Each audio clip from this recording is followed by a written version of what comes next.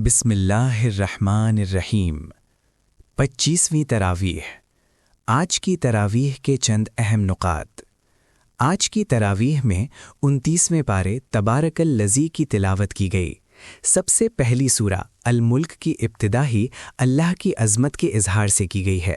بڑی ہی عظیم اور برکت والی ہے وہ ذات جس کی قبضہ قدرت میں اس کائنات کی بادشاہی ہے، اور وہ ہر چیز پر قادر ہے، جس نے پیدا کیا موت اور زندگی کو تاکہ امتحان لے کہ تم میں سے کون سب سے اچھے اعمال والا بنتا ہے۔ کافروں پر عذاب کی کیفیت بیان کرتے ہوئے فرمایا، جنہوں نے اپنے رب کا انکار کیا ان کے لیے جہنم کا عذاب ہے جو برا ٹھکانہ ہے۔ جب اس میں پھینکے جائیں گے دہاڑنے کی آواز سنیں گے، وہ جوش کھا رہی ہوگی، شدت غضب سے پھٹ جاتی ہوگی۔ ہر بار جب کوئی گروہ ڈالا جائے گا اس سے داروغہ پوچھے گا، کیا تمہارے پاس کوئی ڈرانے والا نہیں آیا تھا؟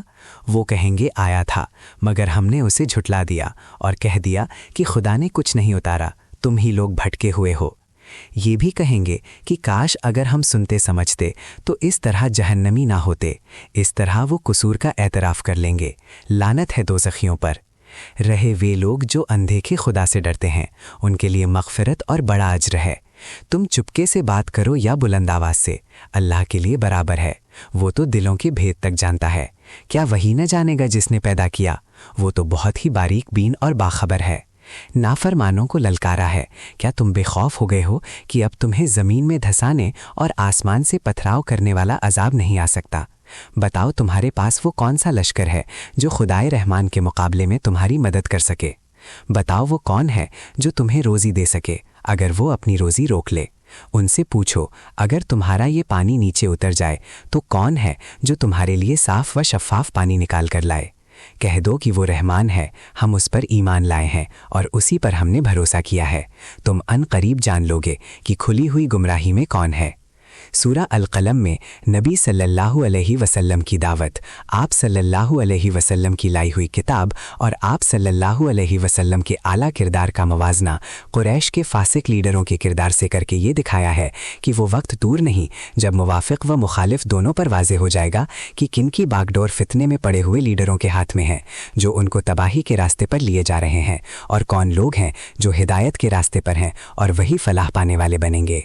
نبی صلی اللہ علیہ وسلم کے متعلق گواہی دی کہ آپ صلی اللہ علیہ وسلم ایک اعلیٰ کردار پر ہیں، اور قریش کا کردار بتایا کہ جھوٹی قسمیں کھانے والے، اشارے باز، نیکیوں سے روکنے والے، حد سے تجاوز کرنے والے، لوگوں کا حق مارنے والے، سنگ دل اور شیخی باز، اور یہ سب اس لیے کہ اللہ نے انہیں مال اور دولت عطا کر دی ہے۔ اس موقع پر ایک باغ والے کی مثال دے کر سمجھایا ہے کہ اس دھوٹی میں نہ رہو کہ اب تمہارے عیش میں کوئی خلل ڈالنے والا نہیں۔ جس خدا نے تمہیں یہ سب کچھ بخشا ہے اس کے اختیار میں ہے کہ وہ اس کو چھین بھی لے۔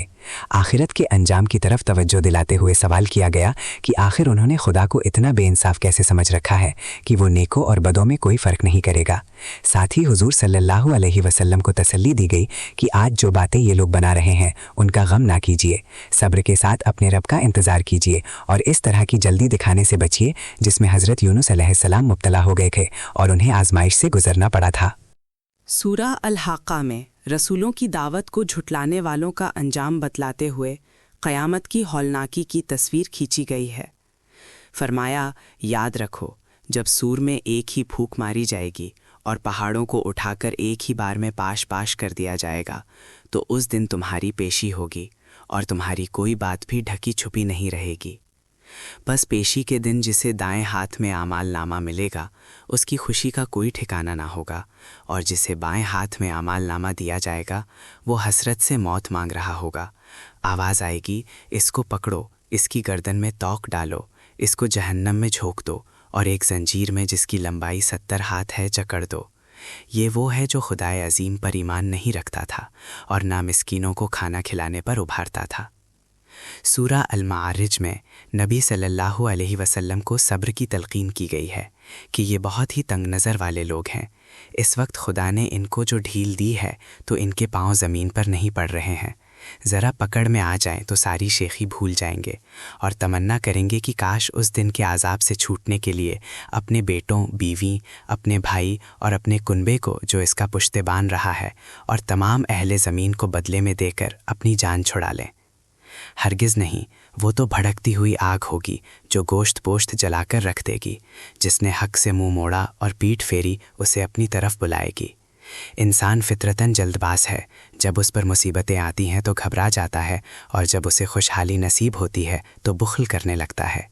مگر اس برائی سے وہی لوگ بچے رہتے ہیں جو نماز کی پابندی کرتے ہیں، جن کو مالوں میں مستحقین کا مقررہ حق ہے، قیامت کو برحق مانتے ہیں، رب کے عذاب سے تھراتے ہیں، کیونکہ خدا کا عذاب بے خوفی کی چیز نہیں۔ وہ اپنی شرمگاہوں کی حفاظت کرتے ہیں سوائے اپنی بیویوں اور باندیوں کے کہ ان پر کوئی ملامت نہیں۔ جو بیویوں اور باندیوں سے تجاوز کرے وہ ظالم ہے۔ نیک لوگ اپنی امانتوں اور وعدوں کا لحاظ رکھتے ہیں، اپنی گواہیوں میں سچائی پر قائم رہتے ہیں، اپنی نمازوں کی حفاظت کرتے ہیں۔ ایسے ہی لوگ عزت کے ساتھ جنت کے باغوں میں رہیں گے۔ سورہ نوح میں نبی صلی اللہ علیہ وسلم کو پچھلی سورہ میں تلقین کیے ہوئے صبر کے لیے نمونے کے طور پر حضرت نوح علیہ السلام کا قصہ بیان کیا ہے کہ انہوں نے کتنے طویل ترین عرصے تک یعنی 950 برس صبر کے ساتھ اپنی قوم کو دعوت دی، اور اتنے طویل صبر اور انتظار کے بعد ان کی قوم کو عذاب میں مبتلا کیا گیا۔ اس طرح دایان حق کو بتایا گیا کہ اپنی آخری منزل کے لیے صبر اور انتظار کے کتنے مرحلوں سے گزرنا پڑتا ہے۔ ساتھ ہی یہ بات بھی کہ اللہ تعالیٰ جلد بازوں کی جلد بازی اور تان و تشنیع کے باوجود ان کو اگرچہ ایک طویل مدت تک ڈھیل دیتا ہے، مگر بالآخر ایک روز پکڑ لیتا ہے، اور جب وہ پکڑتا ہے تو کوئی ان کو چھڑانے والا نہیں ہوتا ہے۔ ایک اہم بات حضرت نوح علیہ السلام کی دعوت میں یہ بھی بیان ہوئی کہ حقیقی معنوں میں خدا کی ہدایت کی پابندی دنیا میں بھی خوشحالی اور برکتوں کا ذریعہ ہے، لیکن ان کی قوم کی بہت بڑی تعداد نے ان کی نافرمانی کی، مذاق اڑایا، اور ان لوگوں کی پیروی کی جن کے مال اور اولاد نے ان کی گمراہی میں اضافہ کیا۔ پس ایک دن وہ اپنے گناہوں کی سزا میں پانی کے طوفان میں غرق کر دیے گئے، اور اسی راستے سے آگ میں داخل کر دیے گئے۔ اس وقت کوئی کام نہ آیا جنہیں وہ خدا کے سوا پکارتے تھے۔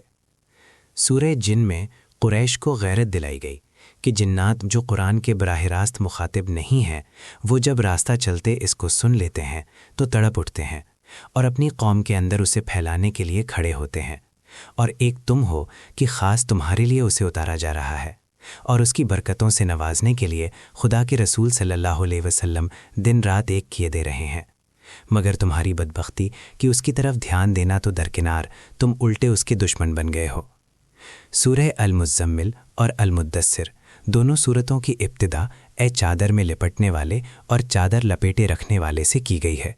اس سے یہ ظاہر کرنا مقصود ہے کہ انبیاء کرام علیہم السلام مخلوق خدا کے لیے بے انتہا رحیم و شفیق اور اپنے رب کی ڈالی ہوئی ذمہ داریوں کے معاملے میں بہت حساس واقع ہوتے ہیں، اور اپنی جان توڑ کوششوں کے باوجود جب دیکھتے ہیں کہ لوگوں کی دشمنی ان سے بڑھتی جا رہی ہے تو انہیں یہ خیال ہوتا ہے کہ کہیں انہی کے کام میں تو کوئی کوتاہی نہیں، اور یہ فکر ان کو غمزدہ کر دیتی ہے، اور وہ چادر میں سمٹ کر اپنے ماحول سے کنارہ کشی اختیار کرتے ہوئے اندر ہی اندر کوتاہیوں کی تلاش شروع کر دیتے ہیں۔ المزمل میں چادر اوڑھنے والے کے پیارے لفظ سے نبی صلی اللہ علیہ وسلم کو خطاب کرتے ہوئے اس حالت سے نکلنے کا راستہ بتایا گیا ہے کہ رات کے وقت اس کے حضور قیام کا اہتمام کرو، اس میں ٹھہر ٹھہر کر قرآن پڑھو۔ اس سے دل کو ٹھہراو ملے گا اور دماغ کو بصیرت حاصل ہوگی، اور آگے کی ذمہ داریوں کا بوجھ اٹھانے کی اہلیت پیدا ہوگی۔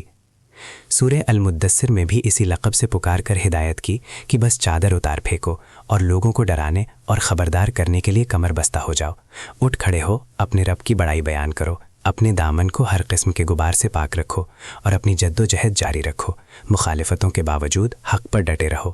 اللہ تعالیٰ آپ کی کوششوں کا نتیجہ ضرور ظاہر فرمائے گا۔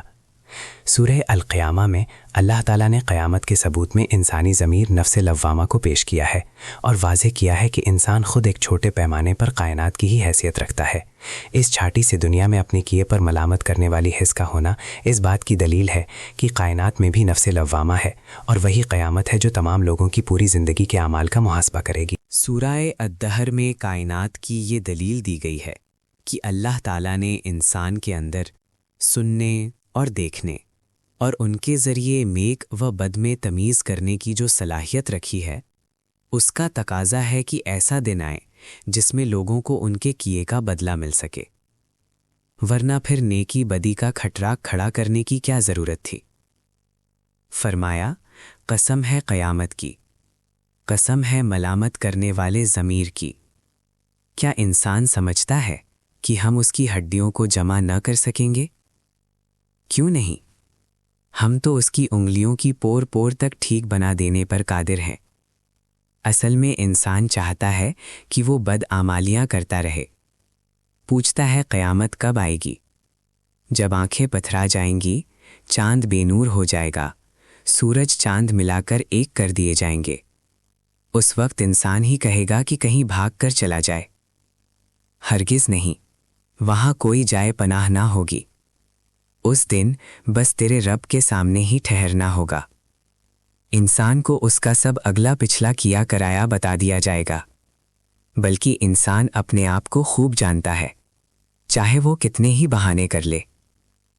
اے نبی صلی اللہ علیہ وسلم، قرآن پڑھنے میں جلدی نہ کرو، اس کو یاد کرا دینا اور پڑھوانا ہماری ذمہ داری ہے۔ ہمارے فرشتے جب پڑھیں تو پیچھے آپ پڑھیں، پھر اسے سمجھا دینا بھی ہماری ذمہ داری ہے۔ تم لوگ دنیا کو پسند کرتے ہو، آخرت کو بھولے بیٹھے ہو۔ اس روز کچھ چہرے تر و تازہ ہوں گے، اپنے رب کو دیکھ رہے ہوں گے، کچھ چہرے اداس ہوں گے، سمجھ رہے ہوں گے کہ ان کے ساتھ برا برتاؤ کیا جائے گا۔ ہرگز نہیں، جب جان حلق میں اٹک جائے اور کہا جائے کوئی ہے علاج کرنے والا، اور سمجھ میں آ جائے کہ اب دنیا سے رخصت ہونا ہے، پنڈلی کھینچ جائے، وہ دن ہوگا تیرے رب کی طرف روانگی کا۔ مگر اس نے ان باتوں کو نہ سچ مانا، نہ نماز پڑھی، بلکہ جھٹلایا اور چلا گیا، پھر اکڑتا ہوا گھر والوں کی طرف چل دیا۔ یہی رویہ تیرے لائق ہے، ہاں یہی روش تجھے زیب دیتی ہے۔ کیا انسان سمجھتا ہے کہ وہ یوں ہی چھوڑ دیا جائے گا؟ کیا وہ منی کا نطفہ نہ تھا، پھر لوتھڑا بنا؟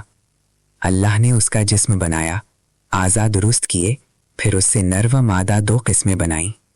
کیا وہ ذات اس بات پر قادر نہیں ہے کہ مرنے والوں کو پھر سے زندہ کر دے؟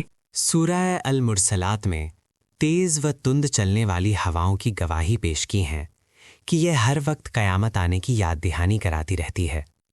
جب اللہ ان کی لگام چھوڑ دیتا ہے تو یہ اندھا دھند غبار اڑاتی بادلوں کو پھیلا دیتی ہیں، کہیں پانی برسا کر تباہی برپا کر دیتی ہیں اور کہیں انہیں اڑا لے جا کر لوگوں کو تباہی سے بچا لیتی ہیں۔ اس طرح کہیں نافرمانی کے عذاب میں مبتلا کیے جانے کی یاد دہانی کراتی ہیں اور کہیں اللہ کی شکر گزاری، اس کی ربوبیت اور آدمی کی جواب دہی کی ذمہ داری کو یاد دلاتی ہیں۔ بس اسی طرح ایک دن آسمان پھٹ پڑے گا، پہاڑ ریزہ ریزہ ہو جائیں گے، وہی فیصلے کا دن ہوگا۔ جھٹلانے والوں کو کہا جائے گا چلو اس دھوئیں کی طرف جو 3 طرفوں میں چھپا ہوا ہے، اور بس وہی طرف بچی ہوئی ہوگی جس طرف مجرموں کو رگیت کر لایا جا رہا ہوگا۔ یہ ہے فیصلے کا دن۔ ہم نے تم کو بھی اور تم سے پہلوں کو بھی آج جمع کر لیا ہے، تو کیا ہے آج تمہارے پاس بچاؤ کے لیے کوئی داؤ؟ یہاں جب ان سے کہا جاتا ہے کہ اپنے رب کے آگے جھکو تو نہیں جھکتے، اب اس کے بعد یہ کس چیز پر ایمان لائیں گے؟ آج کی تراویح کا بیان ختم ہوا۔ اللہ تعالی ہم سب کو قرآن پڑھنے، اس کو سمجھنے اور اس پر عمل کرنے کی توفیق عطا فرمائے۔ اللہ اس کی برکتوں سے ہمارے ملک اور شہر کے حالات تبدیل فرمائے، آمین۔ اگر آپ کو یہ خلاصہ پسند آیا ہو تو کامنٹ کریں، چینل کو سبسکرائب کریں اور اسے اپنے دوستوں اور رشتہ داروں کے گروپس میں شیئر ضرور کریں۔ جزاک اللہ خیراً۔